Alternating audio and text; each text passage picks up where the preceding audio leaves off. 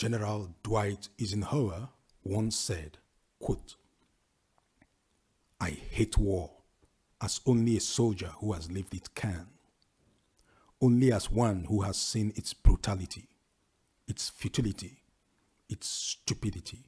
End of quote. Hello, my name is Dave.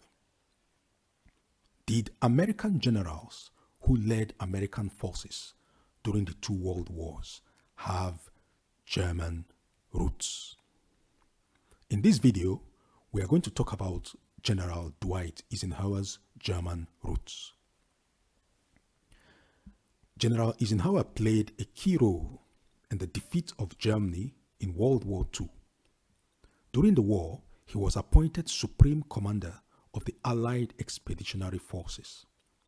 He oversaw the planning and execution of several major Allied operations against Germany on the Western Front.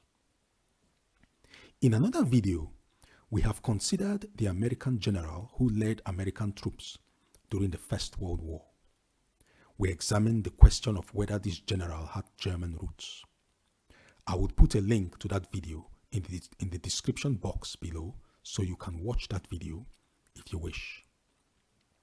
If you want to be notified by YouTube whenever I post a new video on this channel, you can click on the subscribe button below this video and on the notification bell beside it. In 1741, a man named Hans Nicol Eisenhower left the Saar region to settle in the United States.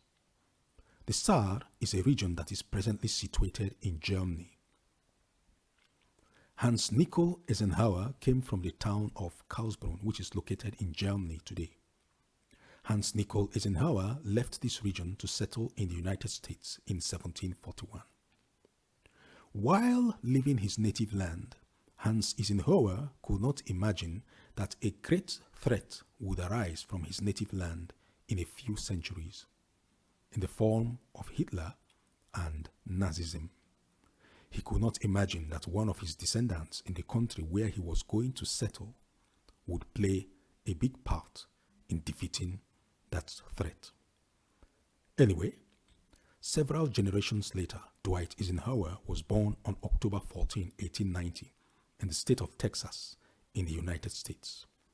Dwight Eisenhower's father, who was named David Jacob Eisenhower, was one of the descendants of Hans Nicol Eisenhower from the Saar. The family name had been changed after a few generations. The Saar region is situated on the border between Germany and France. At certain times in the past, this region has been under French control. During World War II, it was a German region, as it is today. In September 1939, after the outbreak of World War II, the French army crossed the German border. It advanced about 8 kilometers inside German territory. This offensive began in the Saar area and is known as the Saar Offensive. Dwight Eisenhower graduated from the West Point Military Academy in the United States in 1915 with the rank of second lieutenant.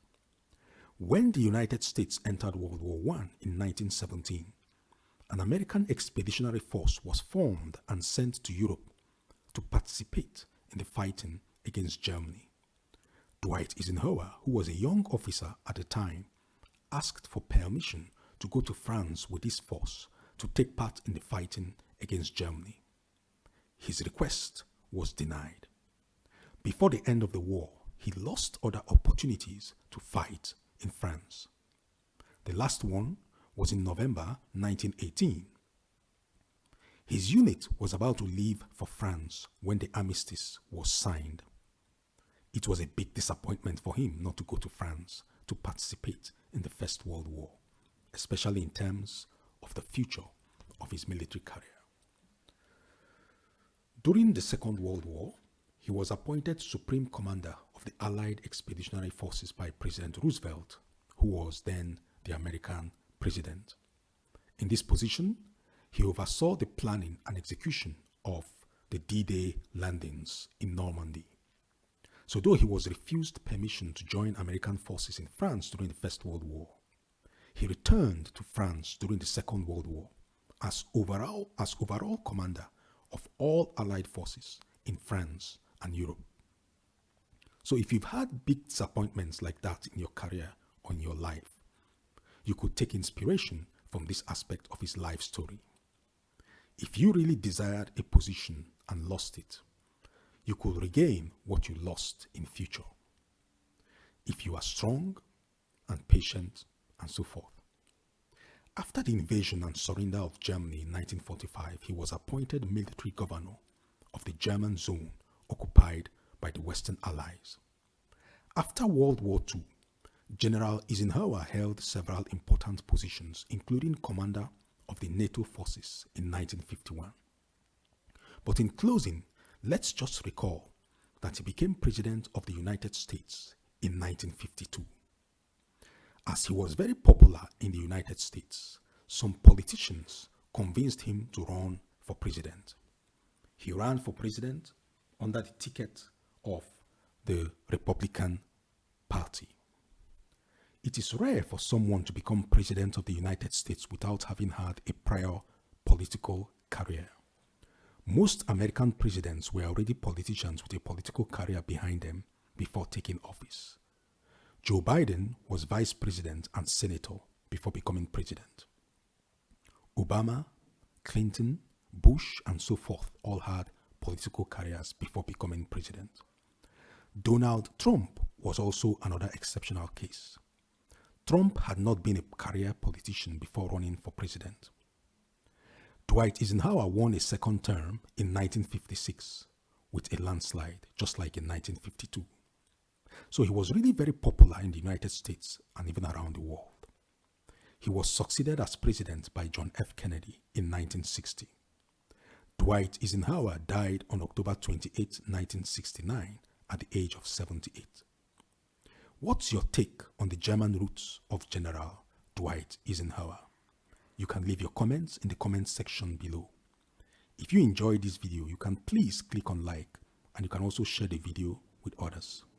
Thanks for watching this video and see you soon.